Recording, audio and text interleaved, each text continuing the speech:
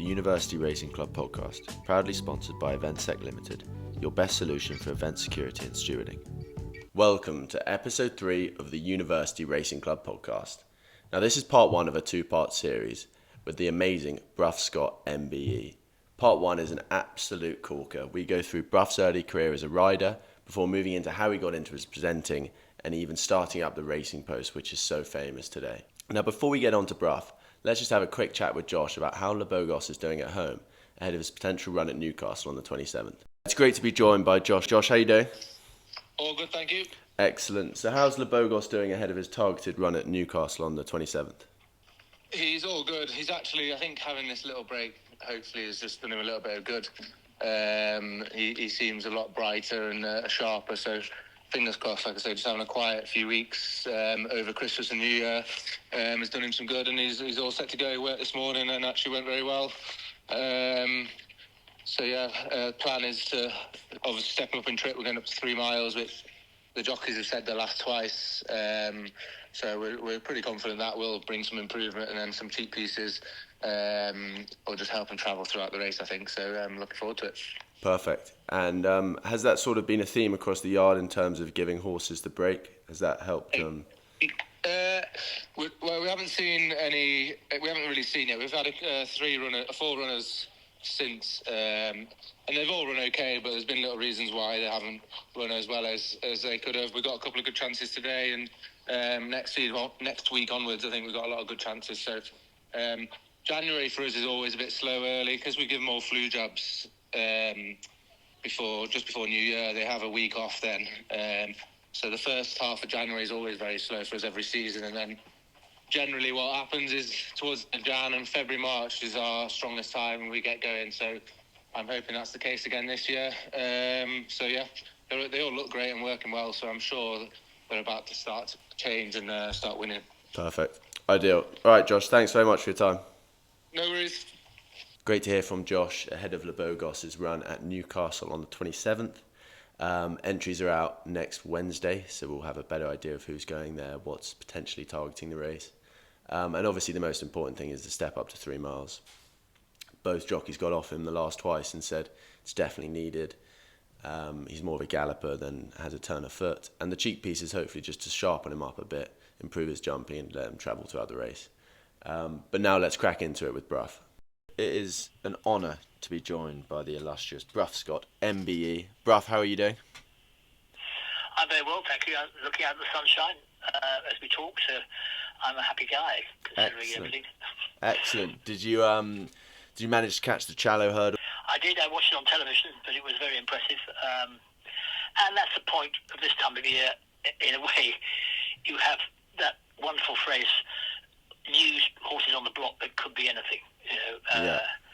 And we had it very much on Boxing Day, didn't we, with the 2 horses, the Cardietto, it's called, of Mullins, yeah, and of course Sergino, and they looked like the new stars on the block. But of course, what happens with all these is they all look fantastic at the time. Yeah. You don't know quite what was against them. No. It looks good, but you want to hold them up to be possibly the dream. And every time you see the same thing, even more so on the flat, because it's all going to happen in one summer. But yeah. The dream is what racing's about, and that's its best abiding asset, I think. It offers you a dream. Every morning is a hope. It's the famous battle about hope against expectation. But that's what racing offers you. Every morning is a new battle of hope against expectation. Exactly. And I guess that's sort of what keeps everyone in the game as well. It's that the thinking that you could be that person who has that superstar. And as you say, it's the festive period. The dreams are well and truly still alive. Probably the hardest test that the likes of No Drama This End has had so far. But the dream is well and truly alive. But we're just waiting until March when the Irish come over with their best challengers. And that's when it really gets, that's when the chips are down and it gets properly competitive. You've got to pass these tests, and you've got to pass them more than once, because even more concentrated version on the flat, and you've got to pass the tests. Yeah. Otherwise, you're very, very good, but you haven't passed all the tests. Each year you think they might, and I'm all for dreaming. You have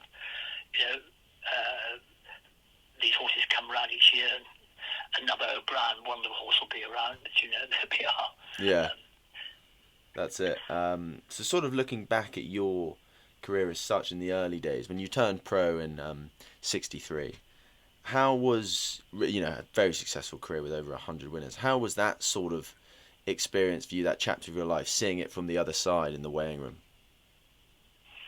Well, I mean, there's never anything that quite replaces it, and it's important to, if you've actually been a professional sportsman, during that time, your whole being is consumed by it, and it's particularly so in race riding because, of course, your body is honed around. You think of your weight every single day, practically every 15 minutes. Yeah. You weigh yourself when you get up in the morning. You weigh yourself when you get to the races. You weigh yourself during the races. You weigh yourself when you leave the races. You weigh yourself when you get home. I mean, you always have that. Yeah. And you usually work like most sportsmen, contact sports are. You're usually nursing some sort of injury. But that's part of it. But again, I was. Looking back on it, which I have to now, the fact is, I turned professional after 4 years as an amateur, and I turned professional because, in a way, I got. I'm not, there's no false modesty. I got very much overpraised because I was different. I was a posh boy. I was a public school guy at Oxford, riding winners at Sandown and stuff. And so that. There weren't any other Oxford students doing that. I was going to ride out in the mornings when they were getting up in the mornings. So I'm missing out a bit of Oxford, really. Yeah. But because of all that, and again, and I was a very committed amateur, and I was very, very lucky because the nearest trainer to where I was in Worcestershire, Gloucestershire, Broadway, was actually Frenchy Nicholson, who, as it turned out, at that time, was the best trainer of young riders going. He used to produce Paul Cook, Tony Murray, and most of all Pat Eddery. Yeah. And his son David Nicholson, I was godfather to his son, became a great friend and mentor of mine. So I had really good schooling, and I had a father who bought a horse which won first time out, sort of stuff. So I had a very much silver spoon background and over promoted in lots of ways. But you got to a stage when I actually didn't win the amateur championships because Chris Collins did, because he came in brilliantly masterminded. He did a sort of David Maxwell. Yeah. He had horses he rode himself, and we had a great sort of three-way battle. We each rode for 25 winners or something. Excellent. But at that stage, they were going to limit you to be either ride only in amateur races on a limited number or go full-time. Right. And I got to the stage where at least I realised that I hadn't got the temperament to be a trainer, which is what I originally, when I left Oxford, I thought I could do that. I could ride for a bit and then become a trainer. But I hadn't got the right mind for that. I could see that you need to be like a gardener for a trainer. You need to look at the same thing every day and notice the changes and be patient and things. Yeah. I've got something of a butterfly mind, and it wasn't going to suit me, I didn't think. And that was the one good thing I did. But so I had to go at turn professional, and the fact is that my riding career, in summary, was far better than I could ever have hoped for when I started off, because I had no background in I wasn't the son of a trainer or anything like that. But it wasn't as good as I could have dreamed of, because when you sort of turn professional, I turned professional alongside Bob Davies, and we were sort of on the same level. And 4 years later, he was champion jockey, and I was after all. So it wasn't as good as I dreamed of. And in a sense, and I think I'm very real, I was a failure. Basically, I got to 28, and I was in hospital again. The last time I was very lucky because I'd always promised myself if I accumulated injuries on my back or on my head, I would stop. Okay. Because I could see, but by the time I was professional, I'd ridden for 4 years, so I was a top level amateur, so I could see what the level was. Yeah. But I also could see people going on when they're obviously a bit concussed or whatever, punch drunk, that sort of way, or getting stiff with their back, and I didn't want to be in a wheelchair if I could avoid it. Yeah. And again, one of my reasons I've been so involved in the Jockeys Fund, I mean, my fourth ride or something, I had a horse that I won on the previous time, and he did about 6 somersaults, lock-inch, and I was taken to hospital in the back of a minivan, and I got a small, those tiny fractures around my neck, which actually was fine. You could walk out next 2 days later or something. But it's just a question of angles. It's a question of angles when you fall, or you're just supple enough or whatever. But basically, that could so easily be me in a wheelchair. And that's what you have to accept. If you're going to be a professional jockey, you're going to go to hospital probably once a year, and you're certainly going to visit friends in hospital. It is a lot better organised now, but it is what it is, and that's what you have to face up to. And of course, no doubt I was sort of slightly seeking the challenge in my own little way, but let's be clear, I failed it. I failed it, and I therefore had to try and make a way otherwise. Yeah. So was that sort of when you were thinking about it? You say you were 28. Was that what obviously prompted you to move into presenting and becoming a journalist? And was there that? Oh, 100%. I mean, again, people who've infinitely superior charisma, but you read biographies, so they all, well, not all, but they became a journalist. They left school to become journalists, or they did a course, or they were always working on the local paper or the university magazine or whatever. I was just reading one terrific podcast with Angela Rippon, and she sort of started off very in the whatever it is, the Plymouth Gazette or something, and working her way through. I had none of that. Again, I wasn't a performer at school, that. I was, let's be clear about it, I was desperation at 28 because I'd messed up. I came from a privileged background where, in a sense, if you were reasonably bright, you could get to university and you could then get a job. you didn't have that sort of worry in those days. And it's a situation in a way much more meritocratic now, infinitely more meritocratic, and much more difficult for everybody in some ways. But certainly, I wouldn't have got away with anything in those like I would in those days. But frankly, I messed up the ordinary career path, and I was in my sort of moment was in 1970 because I'd broken my leg.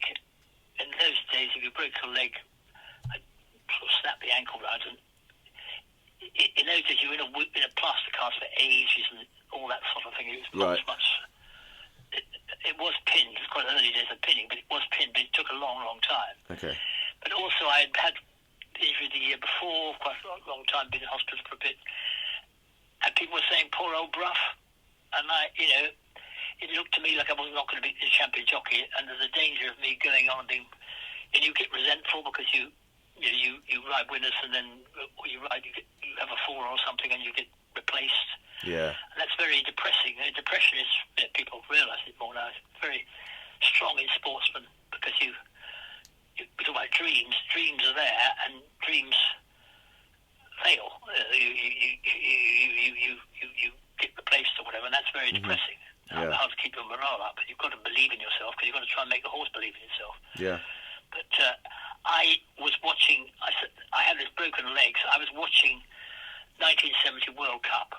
I was watching that. I'm watching everything. And in the 1970 World Cup, both BBC and ITV were doing it. Mm-hmm. And I noticed that ITV, what they had for the first time, they had a panel. And on it they had Paddy Crerand and Jack Charlton. Also Jack Charlton. They had Malcolm Allison, but they had ex-footballers talking in, it's not football slang, in football things you talked about, getting up and down the park and reading the crosses and things like, in a way quite different from the way the commentators were doing it. Yeah. And I was watching the TV, and the commentators on racing were very much talking in the same style they've always done. Okay. And I knew Julian Wilson from around BBC, and I said to him, well, look, I could do that. And I had a trial for them.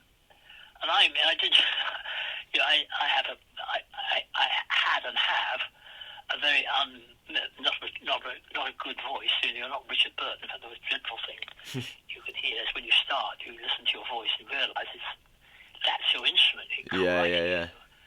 And what's worse, you then look at yourself on television. That's me.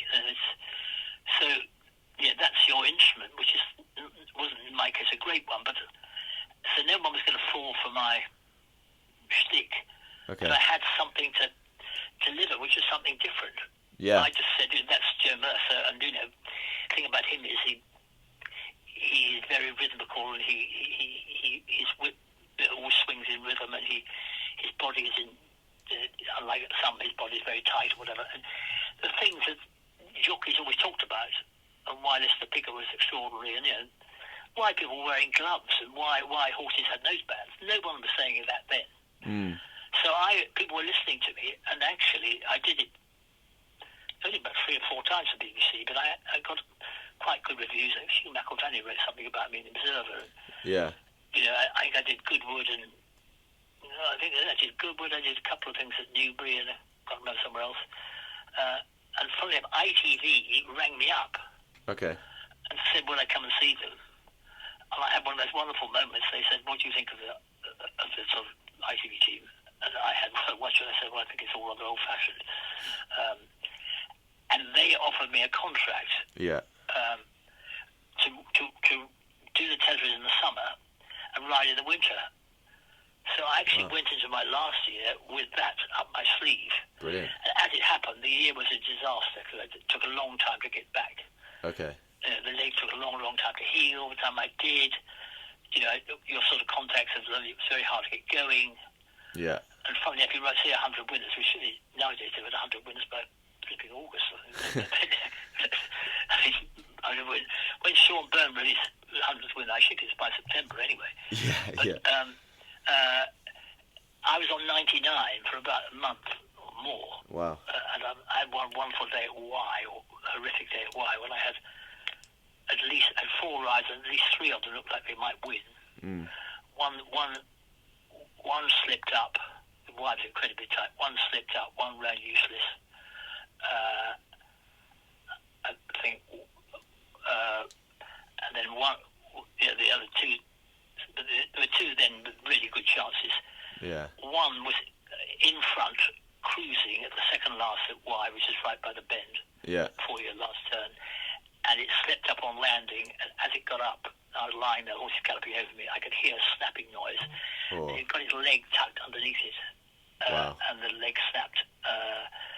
I then went out and rode the last race, and this horse is ungenuine but able, and it was clear going down the back straight. It's very tight, it's sort of plumped and halved. Yeah. I could take the leader. I moved up second to it, going to the second last, so I could take it off the bend and sort of lead at the last. And it fell. I'm in front down the bend. Yeah. And my horse is one of those ones that puts his head up in the air. So I jumped the last ahead and got done on the run-in. Oh, God. So coming home on the train that day was particularly moderate. Oh, I can imagine. God. I mean, that's fascinating. And I rode the 90th winner. Let's get to complete this, my limited riding career. I then rode my 100th winner on a horse called Bunkering at Ludlow. Yeah. Little chestnut colt trainer. And then that weekend, I went to Warwick, and actually, I wrote this somewhere, but you should really go out on a winner. If you don't go out on a winner, you want to go on a horse that's going to win, but falls. And I did the latter. Right. Great big black thing called Bonnie Highland. He was quite a decent guy as a person, as a horse, but he was pretty clumsy. Yeah. Anyway, he was going to win. Numbers chase. I got him galvanised, and he was taking over at the second last and missed it and turned over. Oh, God. And again, I was lucky because I was in the ambulance, and I had this specific experience that your worry is always, your legs. Yeah. You got whacked in the back. I've been in the hospital before with that. And you can't feel your toes. And then you think, you've grown up enough by then.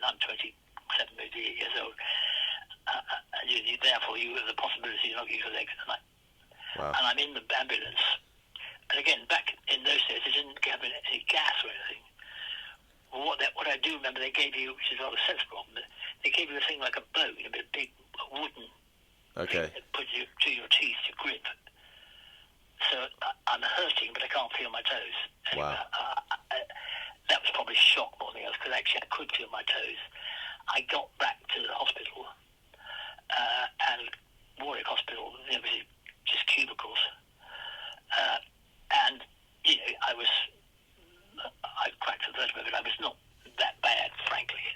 We got over it, ribs and things, but it was not that bad. I was going to be all right. I was walking in a few days, really. But next door to me, a guy came in, a lot of a fuss. He's an amateur called Beckett. It was Edward Beckett, and he died. Wow. It was pretty obvious to me in that at that moment, with the biting on that bit of wood and my toes, if you get out of this hole, don't be an idiot. That you've got something else to try and do. Yeah. So I had to go off and try and do television, and indeed, I was always sort of keen to write if I could, and did some scrappy bits and pieces, but I never actually thought of being a journalist. Mm-hmm. But I was then hanging on by my fingertips, and I hadn't got a job or anything. So I took up the mantle of doing television for ITV. Yeah. And did everything I possibly could, trying to get bits and pieces of articles and writing off to people, and I got started that way. Oh, brilliant. I mean, I think it's fascinating from your words how you say your writing career was a failure, compared to others, but that failure led to, what the career that you've had, in terms of you were lying in that hospital, watching the TV, and that sort of, created what we have now with ITV and everything, and how your progression throughout the years. I think that's absolutely incredible. Well, but mind you, I wasn't in hospital. I was that summer. I was actually in someone's flat in London. Okay. Because I could get to hospital. But basically, I remember being on crutches and with these plaster casts. And now they're so much better. I remember falling down the steps and then lying there. Wow. But again, compared to so many people and all sorts of things. I mean, I broke a leg, had some fractures, but not that many. Compared to what McCoy's been through, and lots of people have been through, and it's been. Gosh, yeah. I've had a very easy, unbelievably lucky time. I cannot tell you. It's not false modesty. Nowadays, every jockey with his salt is thinking, who's reasonably sort of fluent, is thinking, well, I can do a bit of media coverage. Yeah. They could do. But I had to be there first, so, and, did so with the writing, really, but the rare opportunities then, there was, I got a column for the Standard, you see, Evening Standard Saturday edition. Well, I mean, the Evening Standard doesn't exist, let alone the Saturday edition. Yeah. I was incredibly lucky in that way. Yeah. Well, that's, and then sort of leading on to when you, I guess, created the Racing Post as well, the newspaper. How does that feel for you, knowing that platform, which is so it's flourishing now amongst certainly my generation with the app and everything? How was the start of that? And how did it feel to sort of get something like that up and running after what you've been through? That was really accidental in the sense that as I said, I've been lucky, but it was unwanted really. But it was a bit of desperation too, because basically at the time, which is for 84, yeah, 5. I mean, two things had happened on the newspaper front. We were running through the newspaper strikes, and which led to Wapping and everything else. Funny enough, I was, and the whole union situation, which was produced Thatcher and everything else. But at one stage, I was on strike, being on full pay for both ITV, because I was actually on staff at that stage. Okay. For whatever reason, it kept changing whether you should be staff or freelance. You had to be quite careful which one you were supposed to be. And for the Sunday Times. So, but funnily enough, quite a lot of people sort of said brilliant, and they went off and did books and things, and I I got 2 children then, or it's not 3. Yeah. And thought, "Crikey, this looks extremely uncertain." I knew what uncertainty was like in racing as a jockey, and I took on every job I could find, sort of bits and pieces of things, Yeah. including the International Racing Bureau, I became a director of that. So I was very involved with all the things they were doing, because we were involved with setting up the Breeders' Cup, Okay. setting up the Japan Cup and all that sort of stuff. Wow.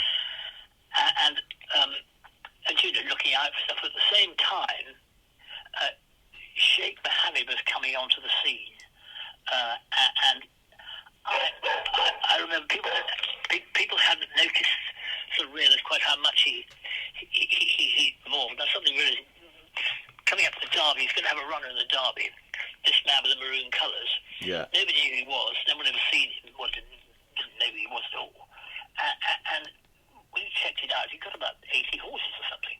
Wow.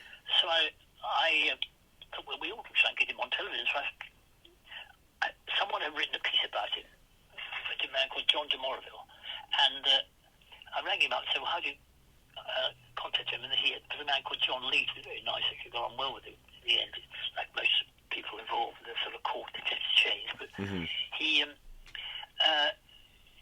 John got me in touch, and I said, "Look, I think it'd be a very good idea. Got run the Derby, do an interview. I just perfectly straightforward, but I can explain. Let him have a run."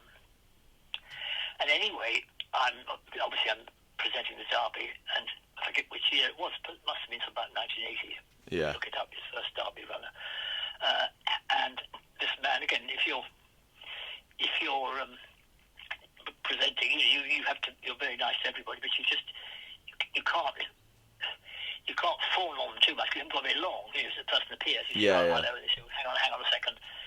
If he came on, he was quite nervous. He must have been quite young. He's a little bit younger than me. I was quite youthful presenter. So I think he must be in his early 30s. I'd be in my mid-30s. Okay.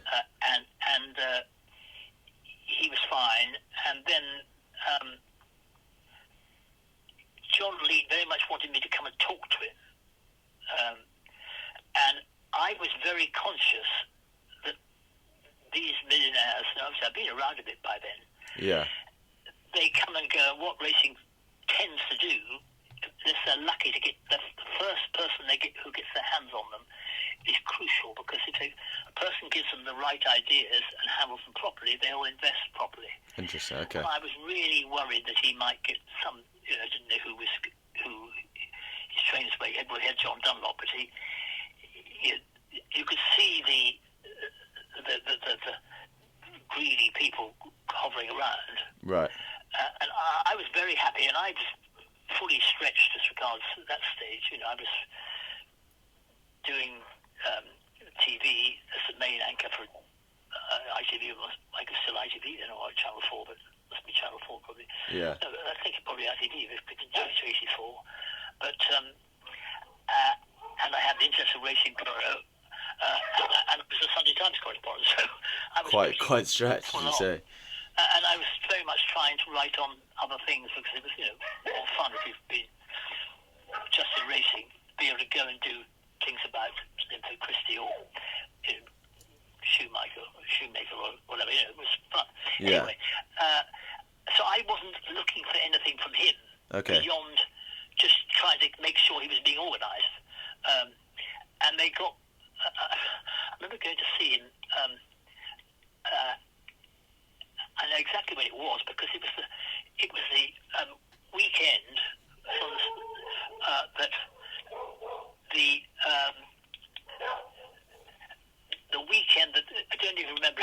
There was a bomb. Somebody got dogs barking here. No worries. The weekend that the Household Cavalry, it was an IRA bomb. Right. In the IRA bomb in Hyde Park, which killed 3 or 4 people and several horses. Okay. And there was a horse called Sefton, who became very famous. You Google him, because Sefton was one of the horses that survived. But I went to see him because I actually knew the man in charge of the Household Cavalry then was Andrew Parker Bowles, who of course is the first husband of the Queen. Yeah. And I knew Andrew because he used to ride quite well. So I went to see him, and he showed me Sefton, and we had a great picture of Sefton. We had bandages or whatever in. Amazing. And I went from there because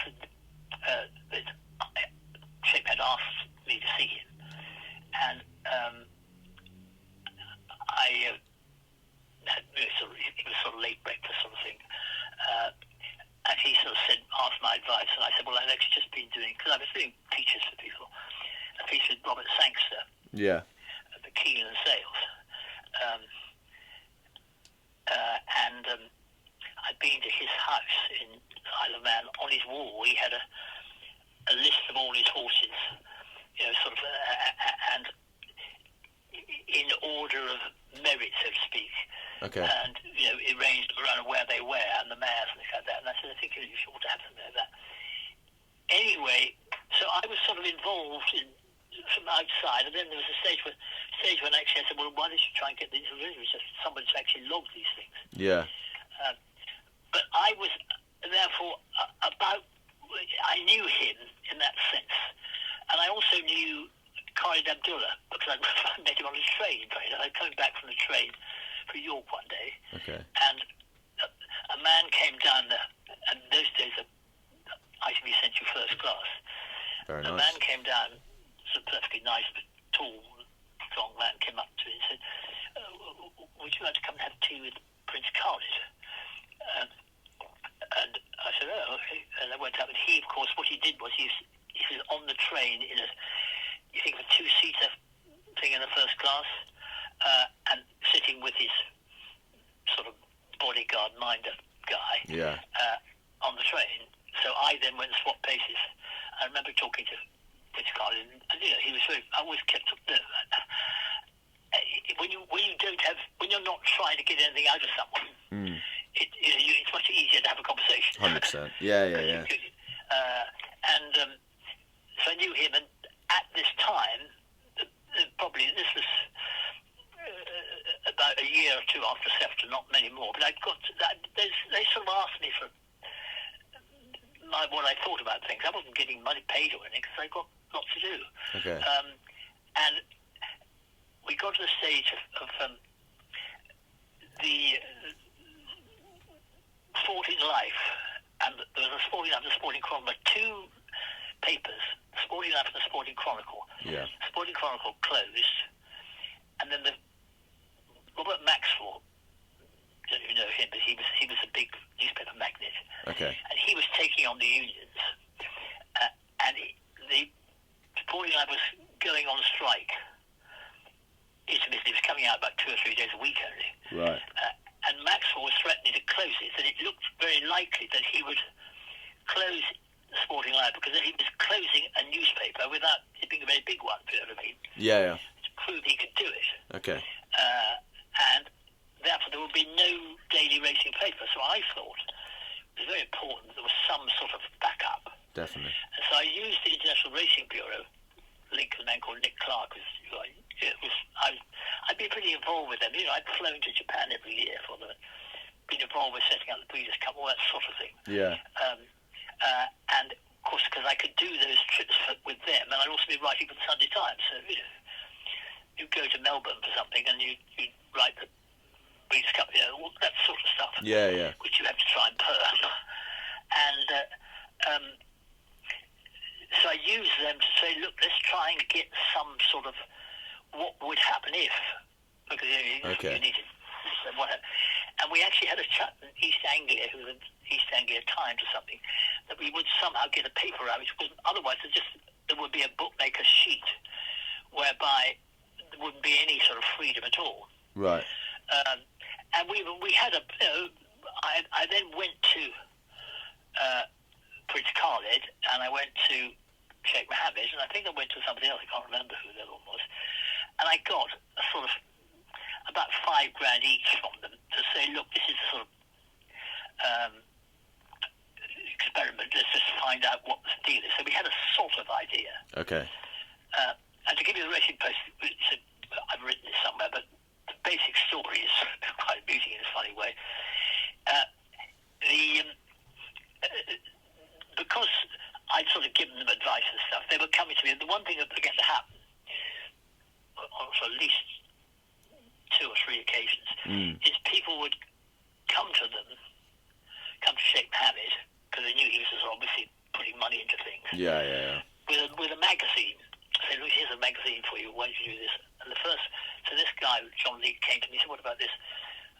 And actually, the first one, I said, well, don't touch it, because the guy involved set up another magazine, or tried to, and we all wrote pieces for it, promising £1,000 and all that sort of stuff. Okay. And you write the piece, you kill yourself writing the piece. He sold the advertising, and then he does $1. And then there was another one that there was one that was quite convincing, which was I think it was called the Thoroughbred Record. It doesn't matter what it was. I think it was called Thoroughbred Record. I mean,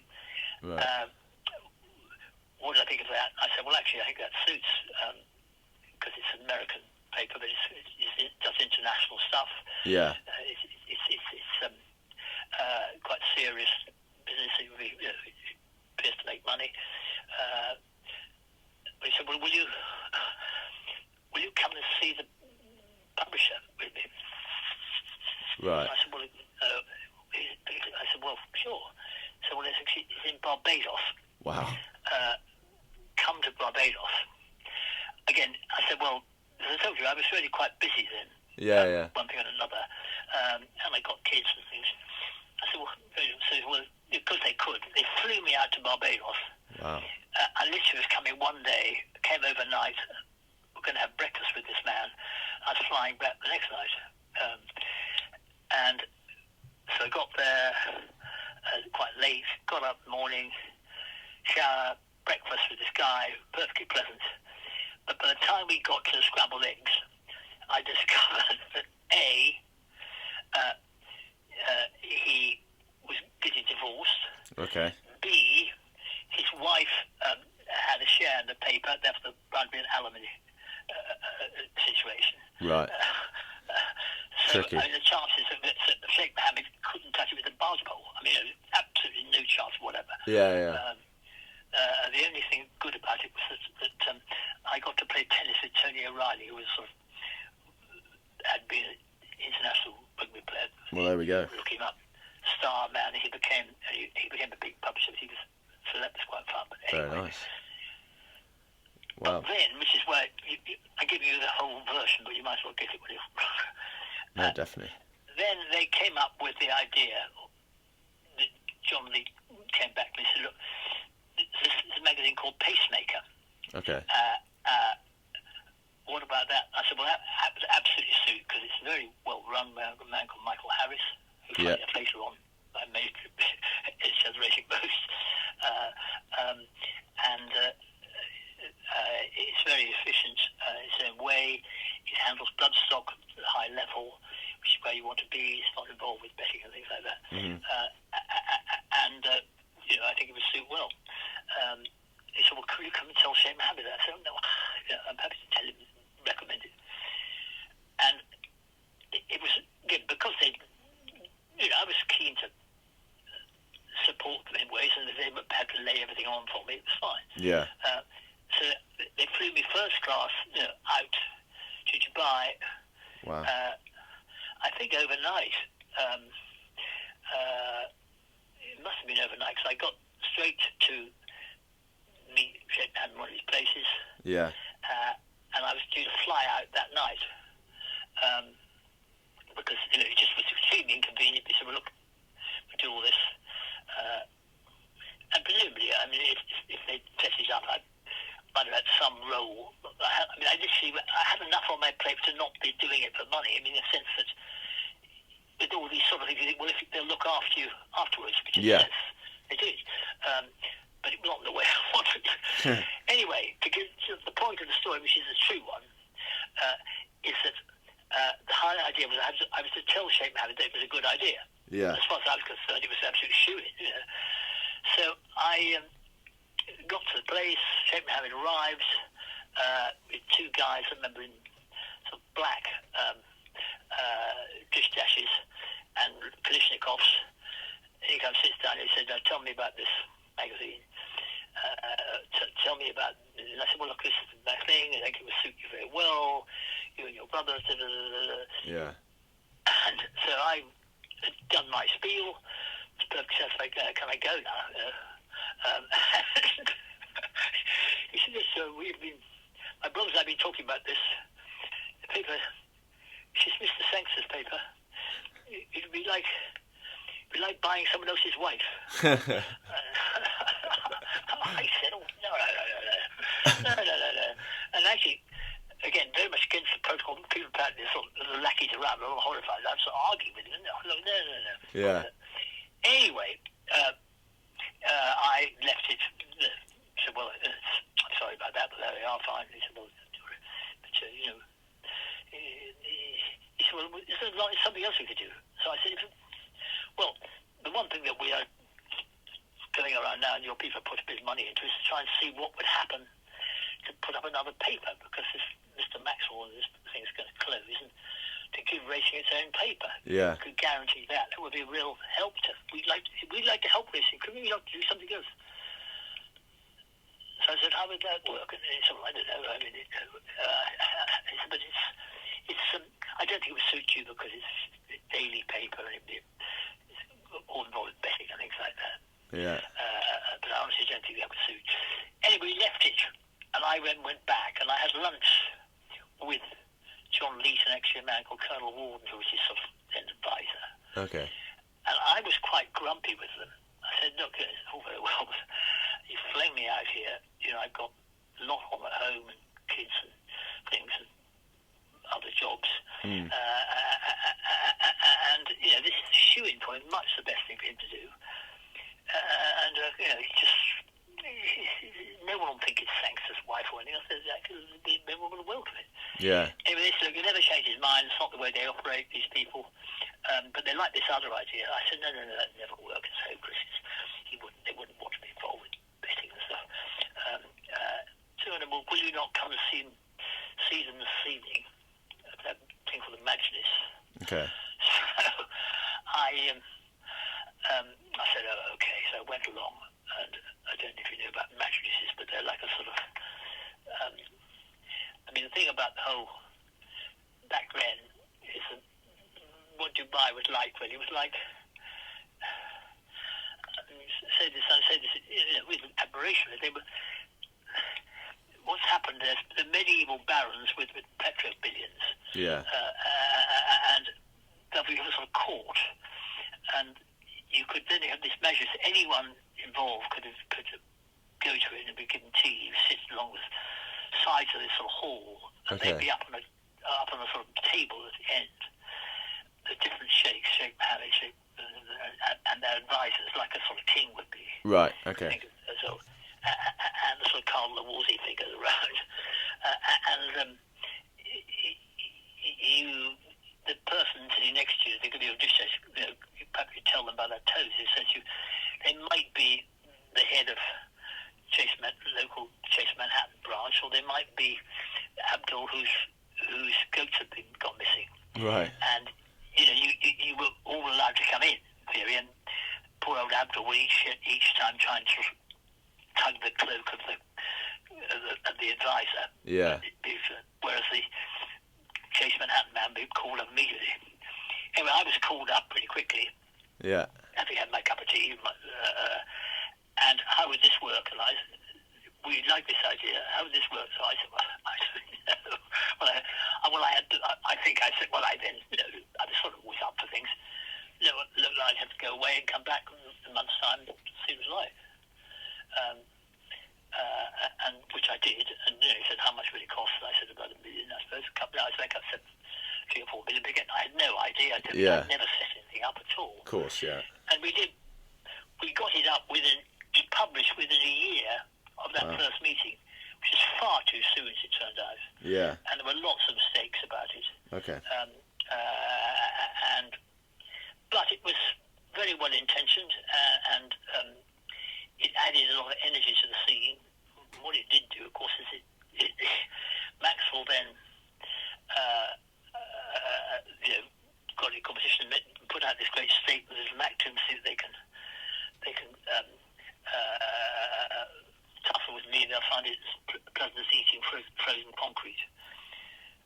And I used that. I said, look, this man is very much, against you. But he was, I mean, again, people, there's different things about Shape Man, but in my dealings with him, he couldn't have been more resolute, really, until right to the end, when basically, to some extent, his advisors got fed up with him. Okay. Because he was never going to, I got landed with this thing. I tried to sort of delegate as much as I could, but I actually said to the head of ITV, look, or ITV Sport, could I be editor as well as doing my presenting? I didn't think I could stop being a TV anchor because it's obviously pretty. But he said, well, no, I don't think you can actually be editor. So I was actually editorial director, which was a hybrid role where I sort of appointed the editor. I let him get on with it. Right. But people actually thought I was running it where I wasn't. I mean, but we had, I got some good people. Gordon Brunton, who had been the chairman of Times newspapers, he was our chairman. We had a monthly board meeting and we had Peter O'Sullivan on the board, and the man who was head of British Racecourses, Wilkie Brooks, who had been also head of William Hills. We had Shape Man reps, and we were making progress, but we started off with terrible mistakes, and unfortunately we did have a great trip. But our actual chief executives we got appointed were not good people. They weren't. Okay. They weren't good because you needed somebody who had a real vision as to how to run a newspaper. Of course. And that's the key. And it was start with, we had the wrong printers and all sorts of stuff. We had a real tough time to begin with. I can imagine. In fact, to the extent that I went to see Sheikh Mohammed, I rang him up and said, look, the situation has got tricky, I need to come and see you. And he was very good. I went to see him in his flat in London above the Carlton Tower, and said to him, he said, look, we've got a problem. When I go back to Roosevelt, I'm going to have to shoot again. No names, perhaps all the guys head of advertising now, and the chief executive probably needs to go in a month, and it's going to be a mess, and it'll take at least a year to get it back into shape. Right. But the editor had probably have to go as well, and you've livened up the life. You've got everybody, all these people are on contracts which they understood. Yeah. They get very good payoff, and actually you'd done a good job to actually say to do a deal now, and we did what we tried to do. Didn't quite work, but we got something, a good result for racing, sort of thing. That's it. And it would have been a blow, but we'd have gone forward. Yeah. And I could have been free of it. He said, no, we will fight. And he that was his sort of message, we will fight this. We will win. Amazing. And in 10 years, I said, well, I'm not going to, we then began to make progress. I'm not going to come and see you to ask you to do anything desperate until we're sure we're outselling the life. And we were pretty certain, but I actually delayed it too long, because by the time we were absolutely got proof, basically his people had got, and it's 10 years on, had got fed up with it, really. The fact that it was costing a tiny fraction of what it was costing buying yearlings didn't matter. It's not their thing. I mean, again, it was, and of course all the people within the sort of bloodstock camp didn't like it because we had betting in it. You can't have a daily racing paper without betting featuring pretty highly. Yeah. The idea might somehow be some sort of bloodstock daily would be nonsense. But anyway, it was an interesting experience. But it was, and I was able to, from my position, I was able to continue on being the anchor for ITV or Channel 4 it was then, and write. I was feature writer of the year. Brilliant. That's there for the fourth feature of the year. So, but again, I was, and have been to some extent, a jack of all trades. Yeah. I figure I wasn't ever really a completely top presenter compared to, say, Chamberlain, Emberdale and people. And Wow. again, I couldn't ever really, and I never ran things fully. My time wasn't running things. And the same thing happened with writing. In a way, I got involved in the writing and did pieces all over the world, all sorts of things. But nonetheless, you have to be full on. I was never doing one thing. I've been a bit of a butterfly in that way. Okay. So again, I think the theme is failure. Well, a real honour to speak to Brough on part 1 of what is a 2-part series. Such a fascinating career and such a massive impact he's had on horse racing as a whole. Thank you so much for listening and cannot wait to see you for the second part.